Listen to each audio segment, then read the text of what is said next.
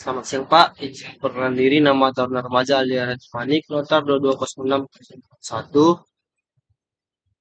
kelas TRO 2J1, izin presentasi tentang Electronic Direction pertemuan 7 dalam mata kuliah Engine Management System.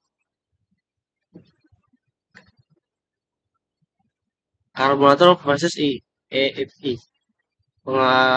Dalam karburator, pengabutan bensin pada venturi, pengabutan tergantung aliran air pada venturi, komposisi campuran tergantung peran supplier, sekrup, penyetral, dan tinggi bensin di pelampung. Pengabutan dalam EFI, pom bensin pada injektor, pengabutan tergantung tekanan bensin dan ukuran lubang injektor venturi. Komposisi campuran tergantung perbandingan kontrol komputer berdasarkan jumlah udara yang masuk dan kondisi mesin. Sistem cup karburator versi EFI. Potong lubang saluran masuk agar kebangunan meningkat dan bensin keluar lebih banyak. Dalam EFI menambah injektor saat dingin dan menambah bensin yang diinjeksikan. Core system karburator versi EFI. Dalam karburator menambah besar lubang saluran dengan power valve agar bensin keluar lebih banyak dalam mesin beban penuh. Dalam EFI menambah jumlah bensin yang diinjeksikan. Adapun keunggulan sistem EFI itu pengobotan lebih baik yang menjamin homogenitas campuran lebih baik. Komposisi campuran sesuai dengan tataran beban mesin, pembakaran lebih sempurna sehingga bahan bakar lebih hemat, tenaga mesin lebih besar, dan emisi gas buang lebih rendah. Adapun macam sistem EFI berdasarkan lokasi itu TBI throttle body injection berada di throttle body atau venturi jumlah injektor 1, MPI multi point injection dipasang manifold mengarah ke katup masuk jumlah injektor silinder, dan GDI gasoline injection atau injektor dipasang di kepala silinder menyangkut ke ruang bakar jumlah injektor sejumlah silinder. Macam-macam berdasarkan kontrol. Yang pertama K-Jetronic, kontrol injeksi dilakukan secara mekanik, elektronik, kontrol injeksi dilakukan secara elektronik dengan sensor utama airflow meter yang mengukur jumlah udara yang masuk dengan sensor. Digitronic itu kontrol injeksi dilakukan secara elektronik dengan sensor utama yang AP, sensor untuk mengukur jumlah udara yang masuk dalam silinder dari tekanan vakum manifold, dan monitor atau EMS atau electronic management system. Kontrol injeksi dilakukan dan kontrol sistem lain dilakukan secara terintegrasi dari berbagai sensor yang ada sehingga diperoleh sistem yang lebih optimal. Blok ala EFI tipe K-Jetronic, blok ala EFI tipe L-Jetronic. Sensor utama air flow meter untuk mengukur udara yang masuk dalam silinder. Blok ala EFI tipe D itu MAP sensor sebagai alat deteksi jumlah udara yang masuk ke silinder. Sistem EFD atau sistem bahan bakar. Fungsi itu mensuplai bahan bakar tekanan tinggi sehingga siap diinjeksikan. Adapun komponennya itu tangki bahan bakar, filter, precision damper, tape, dan pressure regulation. Konstruksi pembawaan bakar berdasarkan gambar di bawah ini. Memeriksa kerja pompa. Tekanan pompa saat mesin hidup ideal 2,3 sampai 2,6 kg/cm². Setelah vakum dicabut 2,7 sampai 3,1 kg per cm². Setelah mesin mati di atas 1,5 kg cm². Filter dan delivery pipe. Filter yaitu fungsi menyaring kotoran pada bensin agar tidak menyumbang injektor. Diganti tiap 40.000 km dan diperhatikan tanda pemasangannya. Delivery pipe fungsinya itu untuk menyediakan bahan bakar tekan tinggi bagi injektor. Regulator dan precision damper. Regulator mengatur tekanan bahan bakar pada pipa delivery dan manifold agar tetap stabil. Precision damper mereduksi perubahan tekanan pada pipa delivery akibat injektor maupun pompa bahan bakar. Sistem EFI, sistem induksi airflow meter. Fungsi itu mengatur jumlah udara yang masuk ke dalam silinder EFI tipe L. Tipe airflow meter dapat dijelaskan di bawah gambar ini. Pemeriksaan AFM. Perubahan tahanan pada terminal AFM, pemeriksaan tahanan AFM. Throttle body dan air valve.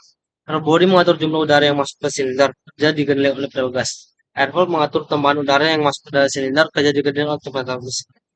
Idle speed control mengatur putaran idle akibat perubahan beban dengan cara bebas udara masuk ke silinder. Pemeriksaan ISC. ICSC diperiksa di kendaraan pemeriksaan ISC. Kondisi awal ini bekerja pada normal, penyaringan pada ideal tepat, transmisi pada posisi netral. Gunakan ST hubungan terminal TE1 dan E2 pada T konektor. Setelah mesin hidup dipadankan pada 1000 sampai 1500 fpm selama 10 detik. Bisa bawa dia kembali ke kecepatan ideal. Jika kerja tidak sesuai spesifikasi, bisa cut BSC kabel-kabel dan ECU. Sistem kontrol berfungsi mengatur jumlah injeksi bahan bakar sesuai dengan kondisi kendaraan. Kita letak komponen EV dapat dilihat di bawah ini. Kemudian air temperatur sensor atau ATS, mendeteksi temperatur darah yang akan masuk ke silinder, dipasang di daerah filter. Sensor temperatur masuk biasanya dipasang pada saluran masuk di rumah pengukuran udara. Ini berfungsi mengukur air suhu udara yang masuk ke dalam silinder motor. Kalau berupa termistor yang bersifat NTS atau negatif temperatur konfidan. Tegangan referensi 5 volt dari kontrol unit elektronis ECU selanjutnya akan berubah menjadi tegangan sinyal yang dinilai oleh suhu udara masuk. Rangkaian ATS. Nah, inilah pemisahan ATS. Pesan dan sensor mobil masuk menggunakan ohmmeter perantaraan di antara terminal. Tahanan sesuai dengan chart, ditahan tidak sesuai diganti ban sensor. Vakum sensor atau MAP, main volt, absolute pressure atau sensor. Fungsinya mengukur jumlah udara yang masuk ke silinder berdasarkan perubahan kevakuman pada intake manifold. Dilakukan untuk MAP dan rangkaiannya. Pesan MAP sensor. Kemudian throttle position sensor. Sensor throttle dipasang throttle body dan deteksi throttle. Throttle kira-kira 0,3 kurang lebih 0,8 volt diberikan ke terminal VTA pada ECU. Saat throttle pop dibuka, tegangan diberikan ke terminal VTA ECU, mesin naik sesuai dengan sudut bukaan throttle pop dan menjadi 3,2 sampai 4,9 saat throttle pop terbuka penuh. ECU menilai kondisi kendaraan dari sinyal input VTA tersebut menggunakan sebagai salah satu kondisi menentukan koreksi L ratio, koreksi pengenaan daya, kontrol perukat dan sebagainya. TPS tipe switch, inilah gambarnya. Kemudian rangkaian TPS tipe resistor. Kemudian TPS tipe resistor yang pertama misalkan throttle body dan mesta katup throttle, yang ketiga sensor TPS. Auto temperature sensor.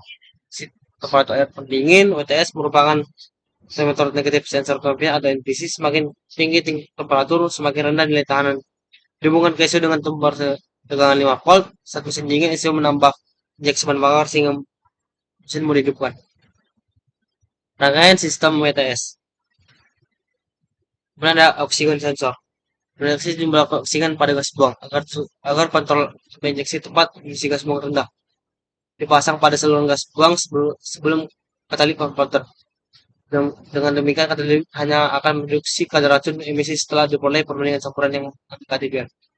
Material tersebut keramik sangat peka terhadap aliran oksigen yang ditangkap oleh permukaan tersebut mulai bekerja bila suhu sekitar mencapai 300 derajat Celcius. Jika terdapat perbedaan oksigen yang melalui permukaan keramik, akan terdapat beda berusung yang dikeluarkan ke hasil. Oksigen sensor yang keluar dari saluran gas buang akan tergantung pada perbandingan campuran yang diatur oleh ECU berdasarkan informasi dari berbagai sensor. Sebagai contoh dikemukakan bahwa dalam perbandingan campuran atau lambda 0%, maka akan terdapat volume oksigen sekitar 0,2 sampai 0,3 derajat per 3% dari volume emisi atau gas buang. Tekanan yang dapat dibangkitkan oleh oksigen sensor berkisar 300 sampai 1000 meter volt. Bila keadaan campuran gemuk atau lihat grafik di samping ini, dan apabila campuran kurus lambda lebih dari 1, maka sensor oksigen akan mengirimkan tegangan sinyal sekitar 100 meter volt. Kemudian ada variabel resistor menggantikan fungsi oksigen sensor menyetel emisi gas buang. Yang PR dilakukan bila menggunakan katalisator untuk mendeteksi kandungan gas buang dan pada knalpot. Rangkaian PR dengan ECU. Kemudian ini adalah pemeriksaan PR, yaitu mengukur tegangan PR dan mengukur tahanan PR. Kemudian sensor denotasi itu mendeteksi bila mesin mengalami kendala satu ketukan agar ECU didudukkan saat pengapian. Biasanya terdapat pada blok mesin bagian bawah di antara 2 dan 3 berfungsi sebagai penangkap getaran yang dipukul oleh generasi. Terbuat dari kristal piezo yang dapat berubah getaran menjadi sinyal listrik analog. Sensor putaran mesin dan posisi engkol atau G sinyal dan N signal. Mendeteksi poros engkol. Dalam model poros distributor dan model sensor poros engkol. Berikut rangkaian N dan G sensor. Kemudian injektor mengabulkan bahan bakar. Lokasi injektor di manifold, arah penyemprotan ke katup masuk. Berikut adalah konstruksi dan lokasi pemasangannya. Kemudian rangkaian kristal injektor Ada Toyota Corolla A4A FE tipe 2 grup. Kemudian pola injeksinya pertama tipe simultan, tipe 2 grup atau 4 silinder, tipe 3 grup atau 6 silinder, dan tipe independen. Metode pemasangan injektor, masukkan dan putar ringan untuk memastikan posisi injektor tidak miring. Macam injektor yaitu ada pindy tape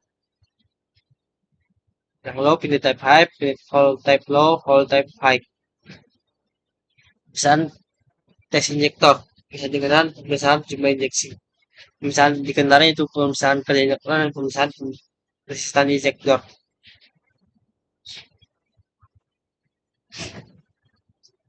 Arah pembuatan yang baik, injektor, dan self diagnostic temper E1 dan TE1. Terkunci tak pun dan hitung kedipan indikator engine check. Bandingkan dengan kode diagnostik trouble code. Resi pada Corona mesin 3S FE atau tipe D. Ini pada tipe L-nya. DTC pada Toyota Saloon. Demikianlah presentasi pada pertemuan 7. Sekian dan terima kasih.